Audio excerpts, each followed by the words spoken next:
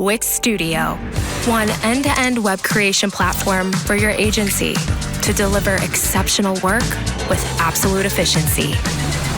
Taylor Swift is a link builder. There were rumors that she would get engaged. Our client said, let's give them a free wedding venue. And then we got them 50 links. That's digital PR. Managing multiple clients or large websites? Automate your SEO with Ali AI. Start your free trial now.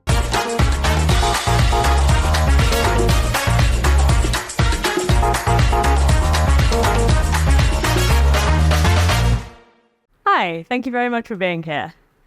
My name's Laura McInley, and I'm going to be talking to you today about how to plan and set up a content production pipeline without losing the plot. So what we're going to look at today is the planning phase. So what kind of questions do you need to answer before you get started? And what do you need to take into account as you move along so that you can plan your timelines effectively? Process management and tracking, and also how to make sure that your process is scalable. Before we go any further, I do think it's important to just clarify what we mean by content, because obviously there's an awful lot that falls under that umbrella. So, you've got long form copy, you've got ad copy, web page copy, audio, video. In terms of how I mostly use this process, it is typically for long form content, so articles, blog posts alike.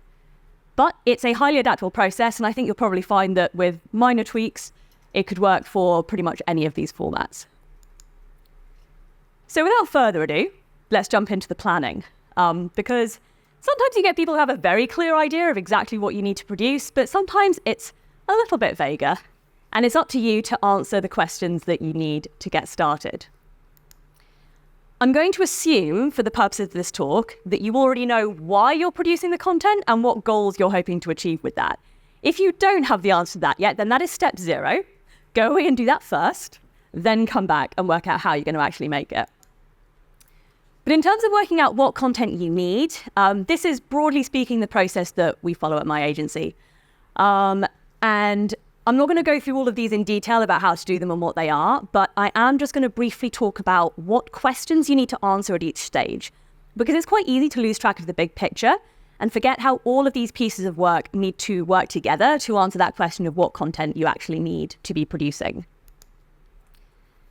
So we start off with our inventory and audit, which is your clear picture of what's already there and what's working and what isn't working. So you know what you want to build on in terms of success and what maybe you need to re-examine your strategy on.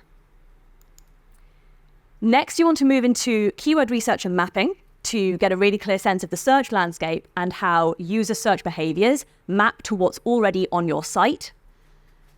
And this should already start to give you some answers to questions that might have been raised in your audit process in step 1. Competitor analysis is also really vital here to get a sense of the competitor landscape.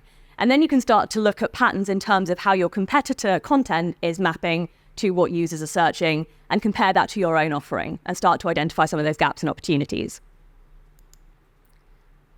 A content gap analysis is also really, really valuable. This helps you to identify what content is bringing traffic and rankings for your competitors, so you can look at what you want to target yourself, or potentially, again, looking back at those earlier stages, what opportunities they might be missing that you can now capitalize on. And all of that together is what's going to lead you into your content ideation and answer the big question of what content do you actually need. So that's your pre-production phase. That's where you work out what you're going to do. Now you have to work out how you're going to do it. And this is the part that can get a little bit mind-bendy. You now know you need, say, X new articles on these topics by this date in order to achieve your goal. Time to get started. Now, if only it were a simple case of idea goes in, content comes out. But we're here today because it's not quite that straightforward. Unfortunately, there's quite a lot of other things that go into that. And this, looking at each of these phases that your content's going to need to move through in order to go from idea to actualized piece of content, this is your content production pipeline. So we're going to go through these now in order, step by step, looking at what some of the stumbling blocks are, where I typically see issues arise for clients when I'm working with them, and some tips to make sure that you keep your process as smooth and streamlined as possible. So every piece of content is going to need to start with keyword research and a brief. Now, that might be a simple case of pulling from keyword research that you've already done and you know you need to dedicate to a piece of content. But generally speaking, it's worth going and doing some specific keyword research to make sure that you're not going to miss any opportunities when you actually come to produce that content. Worth bearing in mind that obviously this can get a little bit more complicated when you're working in different markets, different global markets with different languages. At Oban, we use our local in-market experts to make sure that we're not missing any of that really critical cultural nuance in our keyword research or in our briefs for the content production. Writer availability, really, really important to bear in mind when you're planning your production pipeline and considering what timelines are realistic and how much you can produce in a given time frame. If your content is being produced internally, this might be quite straightforward. You can kind of just have a little look and make sure nobody's on annual leave for a massive chunk of time. But even if that is the case, it is worth considering things like competing priorities, competing projects and deadlines. If you're producing content over kind of a long time frame or a lot of content, then you just want to make sure that you're not expecting to be able to meet certain deadlines that are going to be in competition with other internal projects. If you're working with external writers, freelancers, etc., then it needs to be a conversation with them about their schedule, their availability, especially, again, if you're working over a long time frame and if you are expecting them to be able to commit a certain amount of time per week over an extended period of time, then that needs to be a conversation that they've kind of bought into. Stakeholder approval is one of those things that I've seen trip up a lot of timelines. Varies a lot project to project, but you need to make sure that you've really built in the time required for however many stages there are. Some people are very happy to go from sign off of your list of topic ideas to sign off of the final piece of content and not see anything in between. Some people want to see the brief before it goes to the writer, or they might want to see a draft. They might even want to see sections of the text before the full article is finished. And in those cases, obviously you need to build in the time to send that over and have that reviewed. But as soon as you, for each one of those stages that is built into your production pipeline, that's a point where the timeline goes out of your hands. So 2 things that are really critical to stop this from derailing your entire project is 1, be really clear with the stakeholders about when they can expect to receive that work for review, and obviously stick to that as much as possible. And subsequently to that, make sure that you get buy-in from them that they need to turn around that review in a certain amount of time in order to keep to the deadlines of the entire project. The QA process hopefully goes without saying that every piece of work is going to need QA, but it's very easy not to allocate quite enough time to it. So make sure that you've thought about how many stages of QA the work might need. Again, at Oban, we try to put everything through at least 2 rounds of QA to make sure that it's had enough eyes on it and a clear review. And make sure that that's built into your overall project timelines. And as a kind of follow-on to that, make sure that you've allocated time for amends. Can I get a little show of hands? Who's seen somebody in their life receive a brief and get completely the wrong end of the stick? It's okay if the person was you. It's all right. I'm not going to tell anyone. It happens to the best of us, right? Sometimes amends are just part of doing business. It doesn't mean something's gone wrong, but you do need to account for it, because I can absolutely guarantee that when you have the least wiggle room in your deadline, that's when you're going to get something completely out of left field and have to go back to the drawing board. And lastly, implementation, which is not going to be necessarily something that you're responsible for in every instance of every project. But when you are responsible for implementation of content, putting it live, checking it, etc., this is just something that you always want to allow a little bit more time for than expected, because for some reason, it always takes longer than everyone thinks it's going to.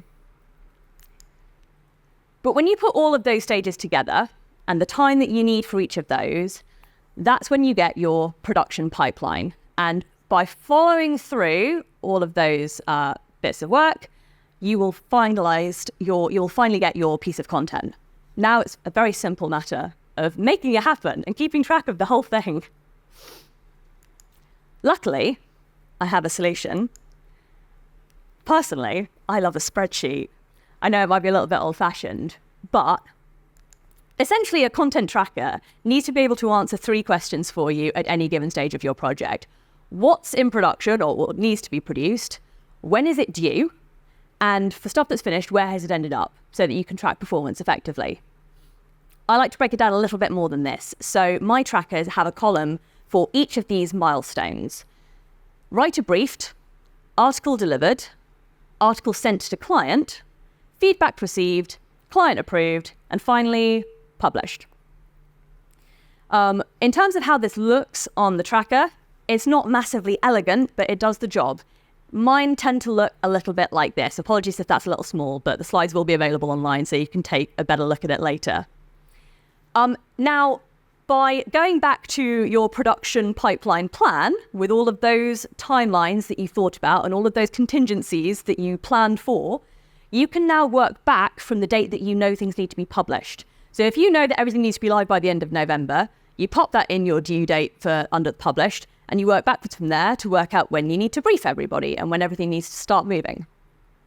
For that reason, I think it's really important to use dates in your tracker rather than a simple yes or no for columns like write a brief, deliver to client, etc. When you begin your project and you begin your plan, you start by putting in the due dates of everything. This is a little bit time consuming. It's a little bit of an investment upfront, but it's so worth it because later on, when you change those to the actual dates, as your content moves through each of those phases of the process, it allows you to really see where your bottlenecks are and where you either need to improve your process next time or allow more time if the process is out of your hands. The only other thing to bear in mind then is making sure you know who's responsible for updating the tracker.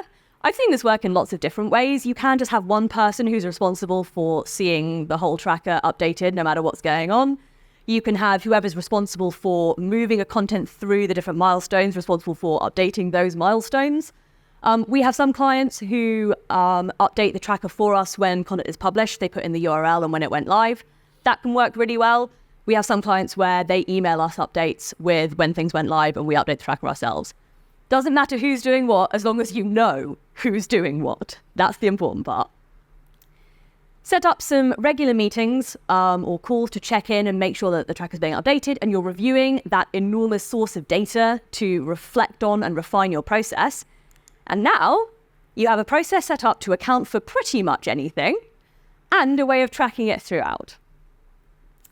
So next up, I'm just going to talk a little bit about scalability, because when you do something well, which you will be with this process, people want you to do more of it. So how do you make that possible for yourself? Now, I've kind of split this into 3 routes to scalability, and I've loosely ordered them from on the left here, the easiest to implement for yourself with sort of least requirement of buy-in, and on the right, the hardest to implement on your own or with most requirement of buy-in. The first and most straightforward option is to simplify your process. Make it quicker and easier to produce content so that you can produce more of it. So one way to do that is to eliminate steps. For instance, look back at that stakeholder approval. Does somebody need to review every single brief, or have you built up enough trust with the stakeholders that you can suggest that they go from approval of topics, ideas, to approval of final content? Use checklists to make sure that your processes are simple and repeatable and people are kind of doing exactly what they need to do each time. And batching can also be a great way of simplifying your process. The only caveat with batching is that you do sacrifice some of that responsiveness. So you can kind of deal with that one of 2 ways. You can either make your batches smaller if you're in an industry where you really need to be able to hop on trends quickly and respond to emerging ideas. Or you can make the batches whatever size you want, but retain a little bit of sort of resource or allocated time for jumping on last minute trends, items of news, things that you want to put content out on quickly. But that's just something to think about when you're, again, in that planning phase of the process, how you want to set up your batches and how you want to respond to emerging trends. Next up on the list, I wasn't going to be the only talk at Brighton SEO this year that didn't mention AI. There are a lot of people making very big promises about what you can do with AI-generated content. I'm a little bit wary of some of those promises because, once upon a time, content spinning was a highly effective way of generating content and traffic for your site. So, I think we need to keep an eye on how things emerge. For us, we think that AI has a place, but what you get out is going to be reflective of what you put in. So we think really targeted use, making sure that you're thinking about the use case effectively. Where is AI going to add value and simplify the process without sacrificing on quality? Expert human input, so expert human keyword research, briefing or prompting, and outlines or, content briefs and objectives to go in.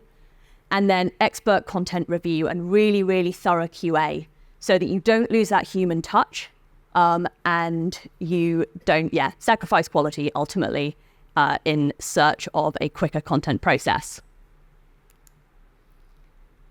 And then resource, because sometimes the most straightforward way to get more out of a process is to throw more people at the process. So working in bulk can again allow you to get more out of the time of the people who are already working on a project. But if you can get more internal support or bring in freelancer support, that's obviously a way of generating more content and making your process more sort of scalable. Obviously, not everybody has either the financial resources or the time required to source people, brief them, bring them up to speed on the project. But if you do, that can be a great way of scaling your process and getting more content. So, key takeaways. Very simply, I recommend considering all the variables when you're planning your pipeline so that you've prepared for every eventuality and don't end up tearing your hair out or fielding very angry emails a couple of months down the line.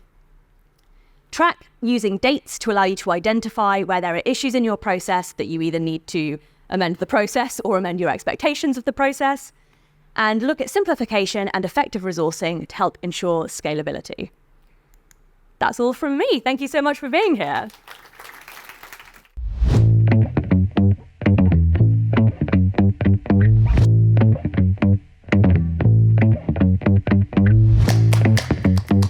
Monthly reporting making you want to shove sharp things up your nose?